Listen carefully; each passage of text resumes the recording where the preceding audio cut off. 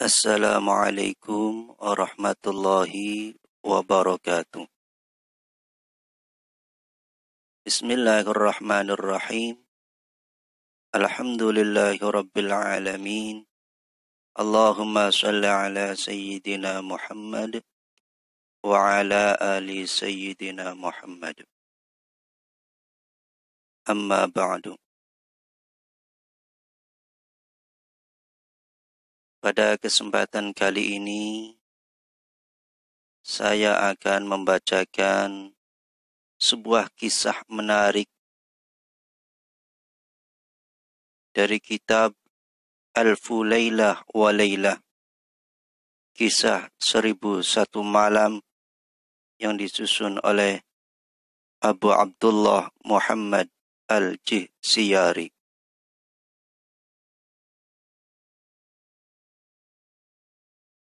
Yang pertama dengan judul Raja Syahrayar dan Raja Syahzaman.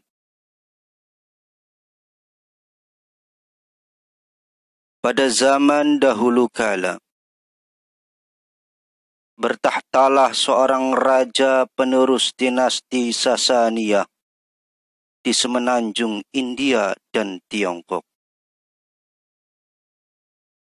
Raja tersebut memiliki pasukan yang kuat, pengawal pribadi yang setia, serta para pelayan yang cekatan. Sang raja mempunyai 2 anak laki-laki. Keduanya pemberani dan gemar menunggang kuda. Anak raja yang pertama lebih pandai menunggang kuda dibandingkan adiknya. Sepeninggal sang ayah, kerajaan diwariskan kepada anak tertua yang bernama Raja Syahrayar.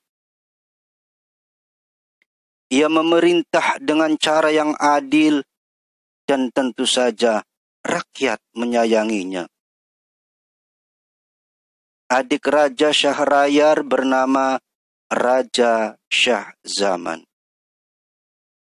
Ia memperoleh amanah untuk memerintah wilayah Samarkand yang tidak termasuk Jazirah Arab. Segala aktivitas di kedua kerajaan tersebut berjalan lancar, sebab kedua raja yang kakak beradik itu menurut pandangan rakyat di kerajaan masing-masing adalah hakim yang adil. Selama 20 tahun, mereka berada dalam puncak keterbukaan dan kedamaian. Sampai suatu ketika, Raja Syahrayar merasa rindu untuk bertemu Raja Syahzaman.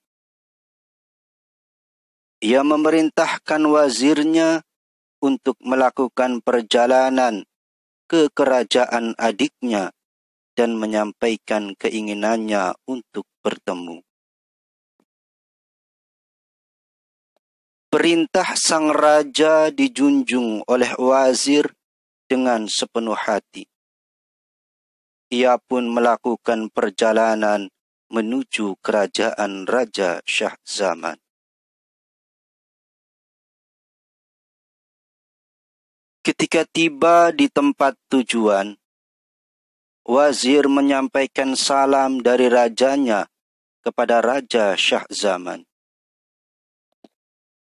serta memberitahukan keinginan kakaknya Raja Syahrayar untuk bertemu.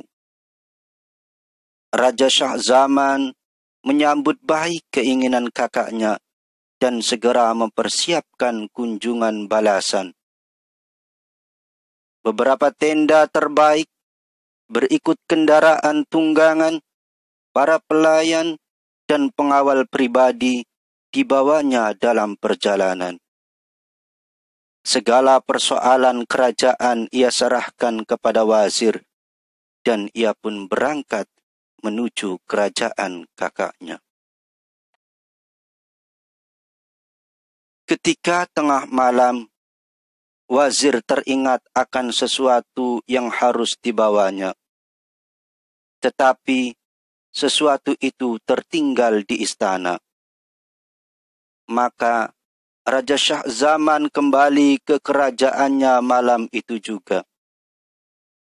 Sesampainya di kerajaan, ia segera menuju istana. Saat memasuki kamar, ia menyaksikan permaisurinya yang sedang tidur di ranjang berpelukan dengan seorang budak berkulit hitam. Menyaksikan hal itu, segala sesuatu jadi gelap dalam pandangannya. Jika hal demikian terjadi, sementara aku belum meninggalkan kota raja, maka bagaimana keadaan si pezina ini saat aku berada lama di kerajaan kakakku? Batinnya. Raja Shah Zaman kemudian mencabut pedang dari sarung yang menggantung di pinggangnya dan segera menebaskannya ke kepala permaisuri beserta budaknya. Keduanya mati seketika sebelum terbangun dari tidur lelap di ranjang empuk milik sang raja. Setelah itu, Raja Shah Zaman kembali bergabung dengan rombongannya pada malam itu juga dan memerintahkan rombongannya untuk melanjutkan perjalanan.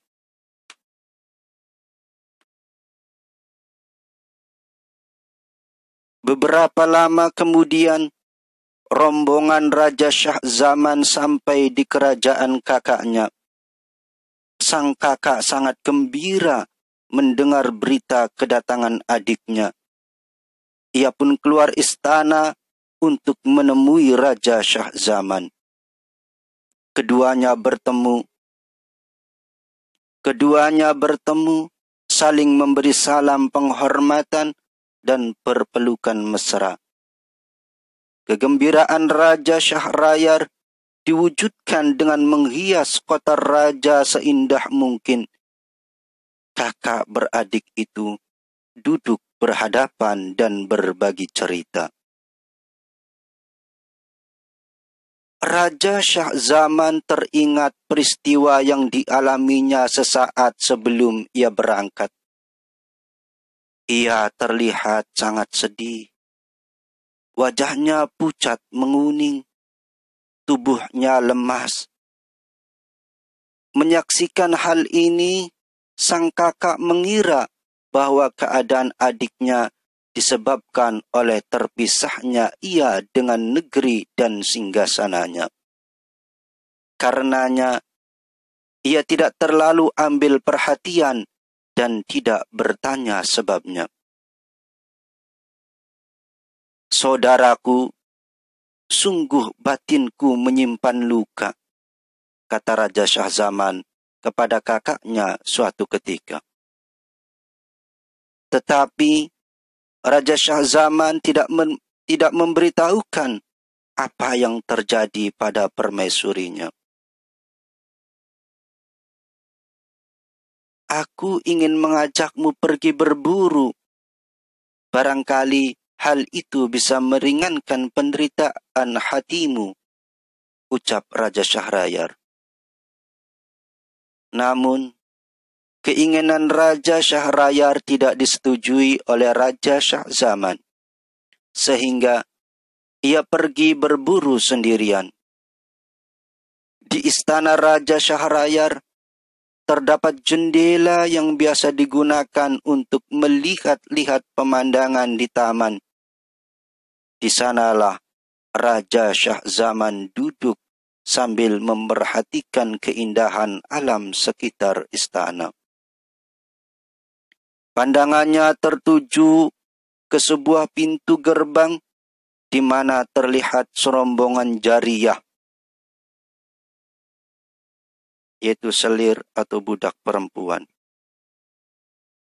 Sekitar 20 jariyah mengiringi seorang perempuan yang sangat cantik dan berpakaian sangat indah berjalan memasuki taman.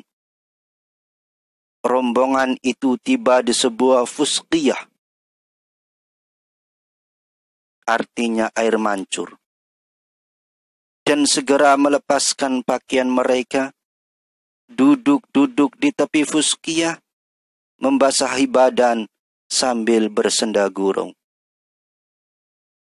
"Hai Mas'ud, kemarilah," panggil perempuan cantik yang ternyata adalah permaisuri Raja Syahrayar itu kepada seorang bernama Mas'ud. Tidak lama kemudian, muncullah seorang budak laki-laki berkulit hitam mendatangi permaisuri. Sang budak memeluk permaisuri dan permaisuri segera membalas pelukannya dengan mesra. Budak tersebut kemudian bercinta dengan permaisuri. Sementara itu, muncul pula beberapa budak lain menemui para jariyah. Mereka saling berpelukan, kemudian berbuat seperti yang dilakukan oleh permaisuri dengan budak hitam bernama Mas'ud itu. Mereka memadu cinta hingga siang hari. "Demi Allah, bencana yang menimpaku lebih ringan daripada yang kulihat saat ini," ucap Raja Shah Zaman kepada dirinya sendiri ketika menyaksikan pemandangan tak senonoh itu. Raja Shah Zaman benar-benar merasakan ringannya beban yang sedang ditanggungnya. "Sungguh, beban kakakku lebih berat dari yang kutanggung," batin Raja Shah Zaman. Sejak itu, Raja Shah Zaman bisa dengan lahap menyantap makanan dan minuman tanpa beban yang mengganjal di hatinya. Beberapa lama kemudian, Raja Syahrayar kembali dari perjalanan berburu. Ketika bertemu di pintu gerbang istana, kedua raja kakak beradik tersebut saling memberi salam hormat dan berpelukan. Raja Syahrayar memerhatikan keadaan adiknya. Rona pucat kekuningan tidak lagi mewarnai kulitnya. Wajahnya kembali berwarna putih segar kemerahan dan ia tampak makan dengan lahap. Padahal saat baru sampai di istana, adiknya tidak bisa makan dengan lahap, bahkan cenderung makan sedikit. Keheranan Raja Syahrayar terhadap perubahan yang terjadi pada adiknya itu membuatnya bertanya, "Adikku, ketika engkau datang ke istanaku, wajahmu pucat kekuningan. Kini engkau terlihat segar kembali. Apa yang terjadi padamu selama ini?" "Baiklah, aku akan memberitahukan kepada kakak mengenai perubahan yang terjadi padaku saat aku tiba di sini. Tetapi, mohon maaf, aku tidak dapat memberitahukan sebab-sebab pulihnya keadaanku ini," jawab Raja Shah Zaman. "Yang penting, engkau harus memberitahukan padaku kenapa wajahmu pucat dan tubuhmu terlihat lemah saat baru sampai di istanaku," kata Raja Syahrayar penasaran.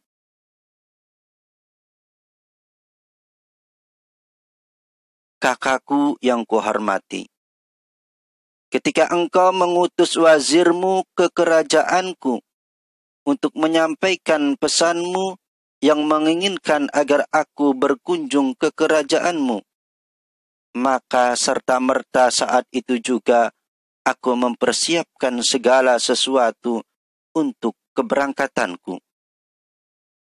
ujar Raja Shah Zaman berusaha menjawab pertanyaan kakaknya. Setelah meninggalkan kota raja, beberapa saat aku teringat bahwa khurza, yang artinya mutiara penghias mahkota raja, yang ingin kuhadiahkan kepada kakak tertinggal di kamar. Aku segera kembali sendirian ke kota raja dan langsung menuju istana. Ketika memasuki kamar, kusaksikan permaisuriku sedang tidur di ranjang, berpelukan dengan salah satu budakku. Dengan penuh kebencian, kubunuh keduanya. Demikianlah saat tiba di istanamu, aku masih terbayang oleh peristiwa yang baru saja kualami. Hal itulah yang membuat mukaku pucat dan tubuhku lemas. Dan sekali lagi mohon maaf, aku tidak dapat memberitahukan kepadamu mengenai sebab pulihnya keadaanku. Demi Allah, engkau harus memberitahukan sebab pulihnya keadaanmu seperti semula, pinta Raja Syahrayar. Melihat kesungguhan dan kekerasan hati kakaknya, Raja Shah Zaman membeberkan seluruh peristiwa yang dilihatnya di taman istana. Setelah mendengarkan penuturan adiknya mengenai perbuatan permaisurinya bersama para budak, Raja Syahrayar berkata, "Aku hendak menyaksikannya dengan mata kepalaku sendiri." Kalau demikian, kakak mesti mengumumkan kepada khalayak bahwa kakak ingin kembali pergi berburu. Setelah itu, kakak bersembunyi di tempatku untuk menyaksikan kenyataan yang sebenarnya dengan mata kepalamu sendiri, kata Raja Shah Zaman. Raja Syahrayar segera mengumumkan keinginannya untuk kembali berburu. Para pengawal dan seluruh perangkat berburu dipersiapkan. Tidak lama kemudian, tandu yang biasa dipakai untuk membawa raja keluar dari pintu gerbang istana. Siasat Raja Shah Zaman dilaksanakan. Raja Syahrayar duduk di dalam tandu.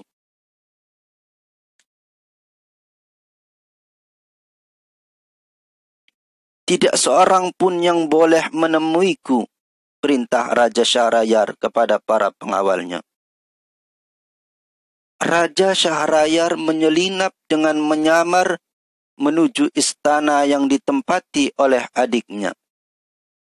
Sesuai dengan rencana, rombongan tetap berangkat meninggalkan kota raja. Sementara itu, Raja Syahrayar segera menemui adiknya dan keduanya menuju jendela untuk membuktikan kebenaran peristiwa yang pernah disaksikan oleh adiknya.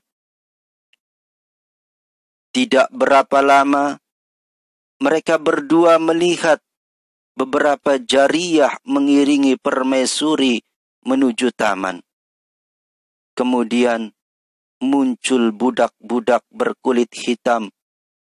Kedua raja kakak beradik itu menyaksikan perbuatan mesum yang dilakukan permaisuri dan para jariyah dengan para budak laki-laki.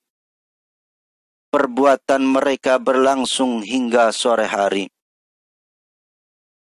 Menyaksikan peristiwa itu, pikiran Raja Syahrayar serasa terbang dari kepalanya. Mari kita tinggalkan kerajaan ini sejauh-jauhnya. Kita tidak perlu memiliki kerajaan seperti ini. Sebaiknya kita melakukan perjalanan jauh untuk mengetahui apakah ada bencana yang lebih besar daripada bencana yang menyiksaku ini. ucap Raja Syahrayar kepada Raja Shah Zaman. Kedua raja itu pun meninggalkan istana melalui pintu rahasia. Mereka berjalan tak tentu arah hingga tiba di sebuah pohon yang tegak di tengah hamparan padang rumput. Di dekat pohon itu terdapat mata air, sedangkan di ujung padang rumput tampak lautan. Keduanya menuju mata air dan mengambil beberapa teguk air untuk memuaskan dahaga. Kemudian mereka duduk di bawah pohon untuk memulihkan rasa penat.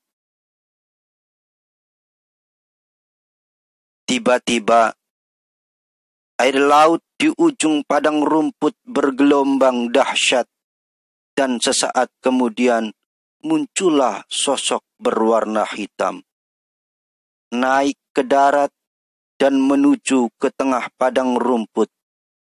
Raja Syahrayar dan adiknya merasa takut. Mereka pun segera naik ke atas pohon. Dari atas pohon, Raja Syahrayar dan Raja Shah Zaman menunggu apa yang terjadi. Ternyata sosok yang muncul dari laut itu adalah jin yang bertubuh jangkung dan berkepala besar serta berdada lebar. Jin itu menjunjung sebuah peti. Ketika tiba di dekat pohon yang di atasnya bersembunyi kedua raja kakak beradik itu, jin duduk di bawahnya dan membuka peti. Dari dalam peti dikeluarkannya sebuah botol. Ketika tutup botol itu dibukanya, muncullah seorang wanita yang sangat cantik. Wajahnya bersinar bagaikan matahari yang dalam syair disebutkan. Mentari terbit di balik mendung dan siang pun menyingsing. Dengan sinar sang mentari, temaram fajar menyala. Dari sinarnya muncullah mentari-mentari kecil berkilauan. Menyeruak pagi, menantang cahaya bulan yang terlambat pulang. Seluruh penghuni cakrawala tertunduk hina saat sinar mentari mencecar, menyingkap tabir gulita. Namun, ketika kilat-kilat menampakkan keganasan sang mentari, merebaklah tetes-tetes air mata awan di sekitar pelangi, membentuk ribuan hujan di hamparan bumi.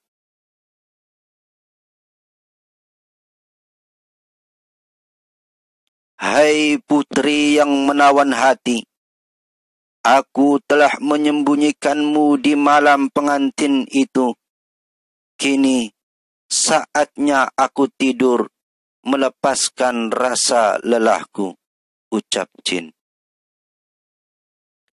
Kemudian jin merebahkan dirinya di paha wanita cantik dan tertidur pulas. Wanita cantik menengadah ke atas pohon. Tatkala dirasa ada gerakan aneh di sana, ia pun melihat Raja Syahrayar dan adiknya bersembunyi di atas pohon. Turunlah kalian, jangan takut pada jin ifrit ini. Ia sudah tidur pulas, kata wanita cantik itu dengan suara yang lirih sambil memberikan isyarat kepada Raja Syahrayar dan Raja Shah Zaman agar turun.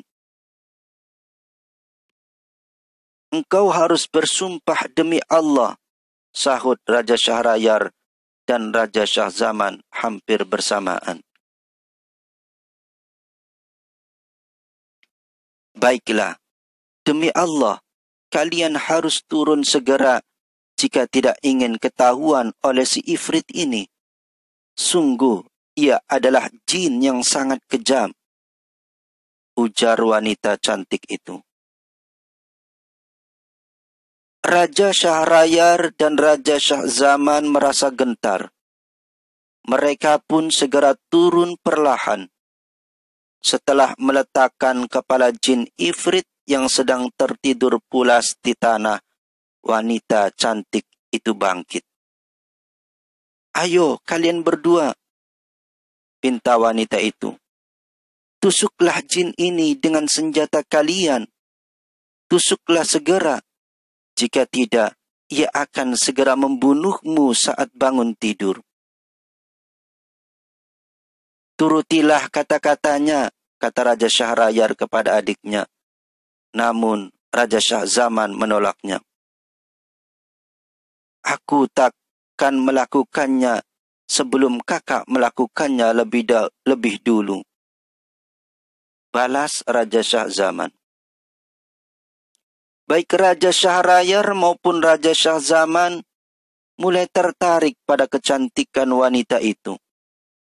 Bahkan mereka menyatakan hendak menikahinya. Aku tak akan memenuhi permintaan kalian sebelum kalian melakukannya. Ayolah, jika tidak, jin ini akan segera mengetahui kalian, kata wanita itu memaksa. Maka Raja Syahrayar dan Raja Syahzaman segera melakukan apa yang dikehendaki oleh wanita itu. Keduanya menikam jin Ifrit hingga tewas.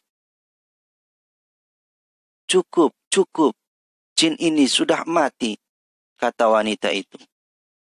Kemudian wanita itu mengeluarkan sebuah bungkusan yang berisi seuntai kalung. Seraya bertanya, apakah kalian tahu apa maksudku mengeluarkan benda ini? Sungguh kami tidak mengetahuinya, jawab Raja Syahrayar dan Raja Syahzaman bersamaan. Ketahuilah, ini adalah seuntai kalung yang terdiri dari 570 permata, kata wanita itu sambil menunjukkan permata yang ia punya. Setiap permata adalah milik orang yang menggauliku. Jadi, jika kalian menginginkanku, keluarkan permata yang kalian miliki. Raja Syahrayar dan Raja Syahzaman segera merogoh kantong permata masing-masing, lalu memberikannya kepada wanita itu. Setelah menerima permata dari keduanya, wanita itu berkata, jin Ifrit ini telah menculikku pada malam perkawinanku. Ia memasukkanku ke dalam sebuah botol dan memasukkan botol itu ke dalam sebuah peti. Kemudian, peti itu dikunci 7 kali dan dilemparkan ke tepi laut sehingga terombang-ambing diterjang ombak. Jin ini mengetahui bahwa perempuan dari kalangan manusia jika menghendaki sesuatu tidak akan dapat ditundukkan oleh apapun, seperti yang dikatakan oleh sebagian dari mereka. Janganlah engkau percaya pada kaum perempuan dari jenis manusia. Jangan pula engkau memegang teguh janjinya, sebab rasa senang dan kebencian mereka tergantung pada kemaluan mereka. Mereka senantiasa menampakkan fata morgana cinta, dan pengkhianatan adalah rajutan kapas pada gaun mereka. Ingatlah kisah Nabi Yusuf. Ambillah pelajaran darinya sebagai bekal kewaspadaan atas tipu daya mereka. engkau tentu tahu kisah iblis yang durhaka, mengusir Adam dari surga, dan perempuan jadi salah satu sebabnya. Raja Syahrayar dan Raja Syahzaman sangat kagum pada ungkapan wanita cantik itu. Jika ini memang benar-benar jin ifrit dan ia mengalami hal yang lebih sial dari kita berdua, maka peristiwa ini menjadi hiburan bagi kesedihan kita, kata Raja Syahrayar dan Raja Syahzaman hampir bersamaan. Maka Raja Syahrayar dan Raja Syahzaman memutuskan untuk tidak mengambil wanita cantik itu sebagai istri.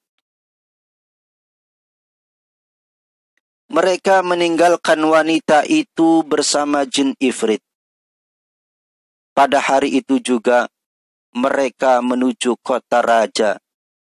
Sesampainya di kota raja, keduanya menuju istana Raja Syahrayar. Kemudian sang raja menghukum pancung permaisurinya serta seluruh jariah dan budak-budak yang telah berbuat mesum. Sementara itu, Raja Syahzaman kembali ke kerajaannya. Ia memerintah tanpa didampingi oleh permaisuri. Sejak itu, Raja Syahrayar memperistri wanita-wanita di kerajaannya sebagai pengganti permaisuri. Namun, para wanita itu tidak dapat bertahan lama menjadi permaisuri. Bahkan, umur mereka tidak sampai lebih dari 1 malam. Sebab, setiap selesai merenggut keperawanan permaisuri barunya, Raja Syahrayar membunuhnya. Hal ini berlangsung selama 3 tahun. Warga kerajaan menjadi gempar dan beberapa melarikan diri dari kerajaan untuk menyelamatkan putri-putri mereka. Demikianlah, di kota raja tidak tersisa satu perempuan pun yang sanggup hidup lama ketika diperistri dan digauli oleh sang raja. Pada suatu hari, seperti biasa, Raja Syahrayar memerintahkan wazirnya untuk mencarikan istri. Sang wazir pun segera meninggalkan istana, mencari wanita untuk dijadikan permaisuri raja. Namun, wazir belum juga mendapatkan hasil, sehingga ia memutuskan untuk kembali ke rumahnya. Ia pulang dalam keadaan kecewa karena tidak berhasil memenuhi keinginan sang raja, serta merasa takut kena hukuman. Wazir memiliki 2 orang putri yang cantik dan pintar. Putri tertua bernama Syahrazad, sedangkan adiknya bernama Dunyazad. Syahrazad adalah gadis yang sangat haus akan ilmu. Ia telah membaca berbagai kitab sejarah kehidupan para raja zaman lampau. Ia juga telah membaca kitab-kitab tentang bangsa-bangsa kuno. Ia bahkan telah memiliki 1000 kitab yang meliputi kitab sejarah umat-umat dahulu, raja-raja yang kesepian, dan kisah-kisah para penyair. Aku belum pernah menyaksikan keadaan ayah kebingungan seperti saat ini, kata Syahrazad ketika melihat ayahnya pulang dalam keadaan murung. Ayah seperti sedang menanggung beban kesedihan, padahal para penyair menyatakan,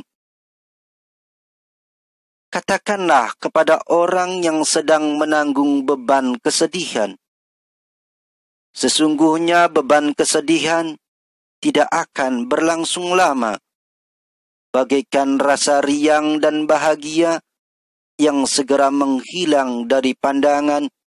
Seperti itulah beban kesedihan menghilang dari jiwa.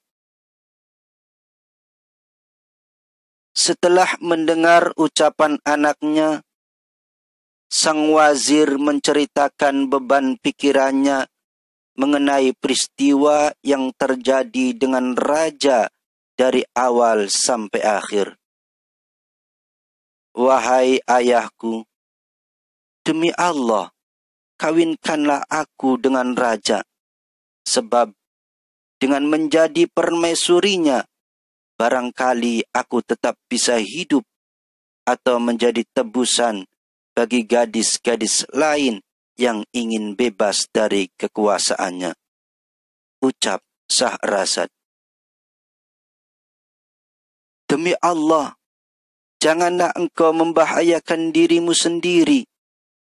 Ayah, aku harus menjadi permaisuri raja agar bisa menyelamatkan perempuan-perempuan lain. Syahrazad berkeras hati. Aku khawatir engkau akan mengalami kejadian seperti yang dialami oleh keledai dan sapi bersama pemilik ladang. Apakah yang terjadi pada kedua hewan itu, ayah? Tanya Syahrazad penasaran. Wazir pun bercerita.